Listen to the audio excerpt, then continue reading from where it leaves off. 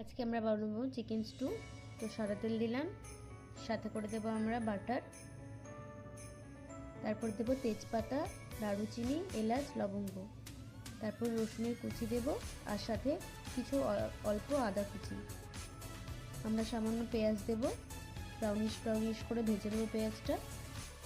ভাজা হয়ে গেলে আমরা চিকেনটা দিয়ে দেবো। এবার চিকেনটা ভালো করে ভেজে নেব ঢাকা দিয়ে। চিকেনটা ভাজা হয়ে গেলে আমরা এবারে দিয়ে দেবো পেঁপের পর আমরা দিয়ে দেবো গাজর, এবারে অ্যাড করবো বিনস, পরিমাণ মতন লবণ, আর দুটো কাঁচা লঙ্কা চিড়ে দিয়ে দেবো আমরা। তারপর নেড়ে চেড়ে ভাজা করব। তারপর আমরা গরম জল এতে অ্যাড করে দেবো। গরম জল অ্যাড করার পর আমরা দেবো ব্ল্যাক পেপার, কিছুক্ষণ ফুটতে দেব। তারপর আমরা অ্যাড করবো কর্নফ্লাওয়ার। 15 মিনিট মতন ফুটবে, তারপর আমরা নামিয়ে নেব।